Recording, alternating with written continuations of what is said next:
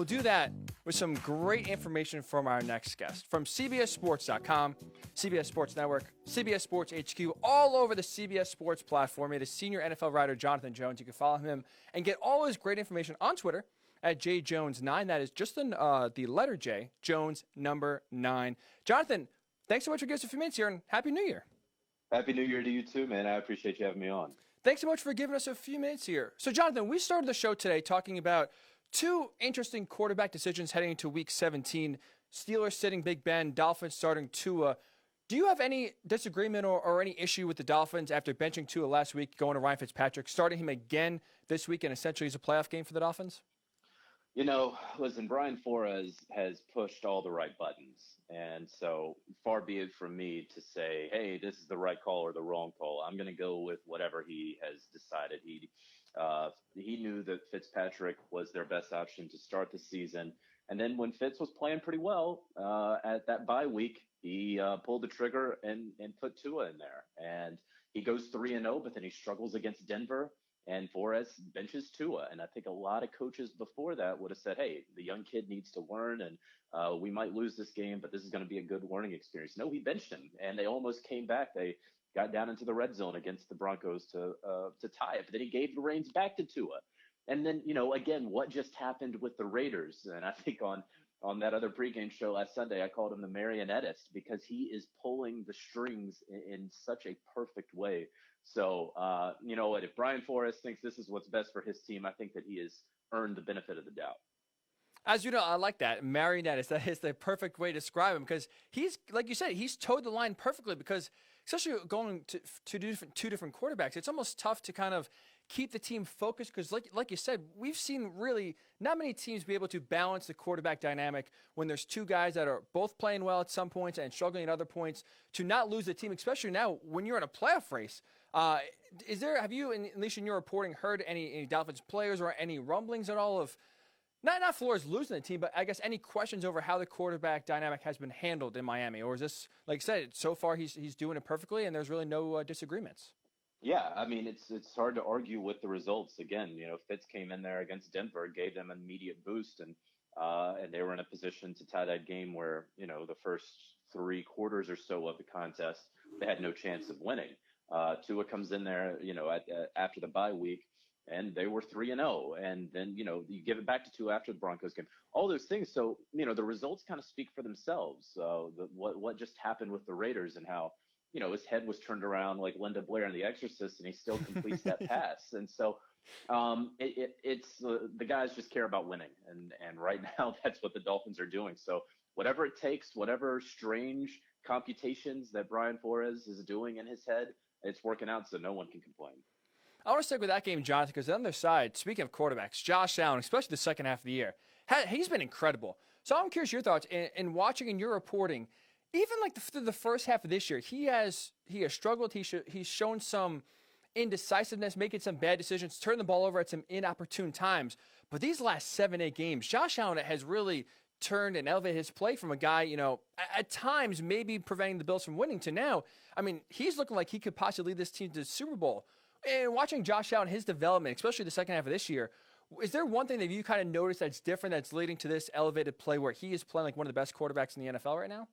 Well, I mean, it's obviously the accuracy, right? And you're not supposed to go from 58% to 68% in 1 year. You're really not even supposed to do that over the course of a couple of years. And I've always kind of believed that quarterback, there are a couple things that are true forever and ever. And of course, there are outliers. And one is quarterback accuracy. If you're an inaccurate quarterback in college, you're probably going to be inaccurate in the NFL. If you turn the ball over a lot in college, if you don't value the football, Jameis Winston, you're not going to value the football in the NFL. Receivers, if you drop a lot of passes in college, you're going to drop a lot in the NFL. You don't really figure these things out, but Josh Allen has been one of the outliers here, and Brian Daboll has really unlocked a lot of his potential. Ken Dorsey, the quarterback's coach, former University of Miami quarterback, we all remember, and so they have been able to get Josh Allen with that big arm to take more calculated shots. It hasn't even been simplifying the playbook. It hasn't been, hey, let's just get a horizontal passing attack to increase this completion percentage. He just He worked on his mechanics this offseason. It's year 3, and you would hope that he would make a step. It was just a gigantic leap that he made. And, you talk about his stats from this season. The first 4-ish weeks of the year, he was a top 5 MVP candidate. And then he fell off a little bit. You mentioned the turnovers. And then you're right. Really, if you take out that Hail Murray, what has he won? The last 7 games or something like that? So he has been really incredible outside of that one little dip. And again, he's in year 3, and he wasn't that good of a quarterback the first 2 years. I was not a big Josh Allen believer. But what he has done this year, it's impossible not to believe in Josh Allen. His gigantic improvement, you would have to believe. Is it fluky in that he won't be able to keep this level for years to come? Potentially. But I think that he has taken such a gigantic leap that he is now going to be on a level that I did not think was necessarily possible for him, and that is sustainable. Whether or not he is a top 3 MVP candidate in week 17 of the next 5 years, I'm not sure. But the Bills can feel very, very, very good about extending him this offseason. It's a great point. We're talking to Jonathan Jones, CBS Sports senior NFL reporter. I'm with you. I was very slow on the Josh Allen trade. And even halfway through the year, you watch some of these games and it's just, you see the decision. It's like, man, how can you, I love the way the Bills roster is constructed. How can you feel good about this team being a legitimate contender if, again, in the most important position, you have a guy making some, at times, and especially in the most important moments, some bad decisions. So with that said, especially like you said, he has elevated himself to a top 3 MVP candidate. He has just totally transformed his game. Are you believing enough, at least this year, currently in 2020, like I said, I agree with you going forward. I think it's, if he could keep up this for, 5 years in a row, consistency-wise, we'll see. But at least in this year in 2020, the way the Bills are playing, do they have what it takes in your mind to dethrone the Chiefs and go to the Super Bowl? So I think that they are the best contenders to do that in the AFC. I don't think, and this is no disrespect to the Bills, it's just all the respect to the Chiefs. I don't know who is going to be the Chiefs in the AFC or NFC. They just look like an absolute machine that is sure to repeat in Tampa in early February. And I said that after their Dolphins win where, the Dolphins could scratch and claw at the end of the game. And, Patrick Mahomes can throw 3 interceptions and they can still be up by multiple scores in the fourth quarter. I look at the Bills and I say, all right, you played the Chiefs earlier in the season. It was after that weird week with the Titans. You gave up 275 rushing yards because you said, we're not going to let Patrick Mahomes beat us in the air, which is fine, well, and dandy. And they almost had the turnover in the fourth quarter that would have given them back the ball with a chance to tie in the fourth quarter. So I say, all right, your plan almost worked. Even though the stat sheet looked a little ugly, you almost had it. So maybe they've learned a little bit. That defense has obviously congealed a lot since then. Josh Allen, that was during his little dip in play. So it's possible. It's not outside of the realm of possibility. And I said on CBS Sports HQ earlier in the week that, if the Bills and the Packers rolled the ball out there on a neutral field on Sunday, I'm not sure I wouldn't take the Bills in that game. But all those things said, I just think that Kansas City, among the 32 teams, they are clearly number 1. And then there's a gap, and then there's the Bills and the Packers and everyone else.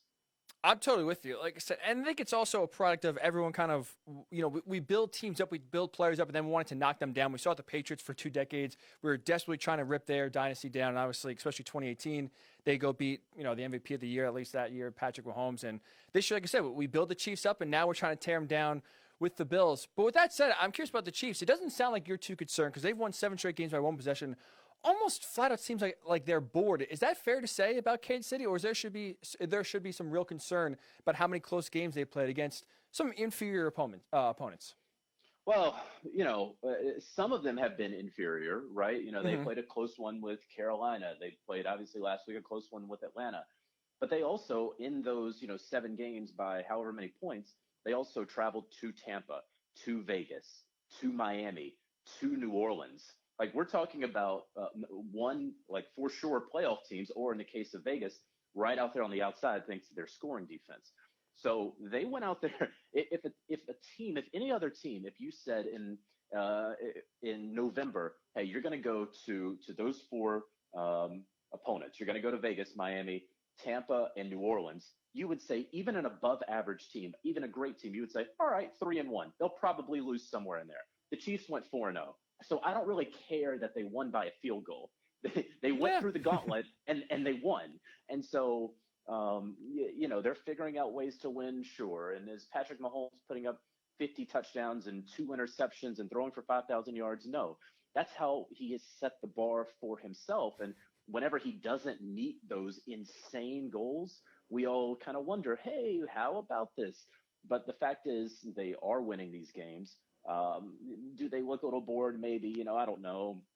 But they have the first round bye. They're going to be playing at Arrowhead in front of some fans. I have no clue how you stop them.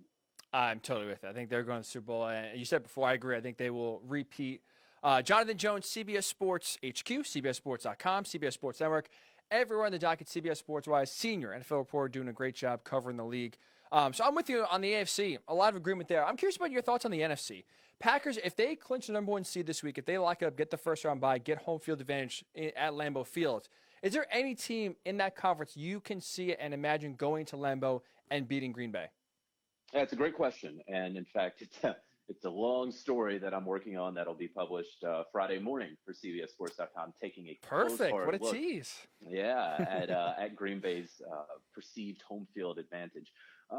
New Orleans would have a really tough time because Drew Brees and his arm, especially if we're talking about windy, cold, snowy conditions. New Orleans is going to have a really hard time. I could see Seattle just because Russell Wilson does have the arm. They do have the run game. You could maybe see Tampa because of their defense, and especially because of what Tampa did to Green Bay earlier in the year, where they embarrassed the Packers. And if there's a blight on Aaron Rodgers' MVP resume this season, it is no doubt that Tampa game, even though Aaron Rodgers will be winning his 3rd MVP award in a couple of weeks. So those are the 2 teams I could see beating the Packers in Lambeau.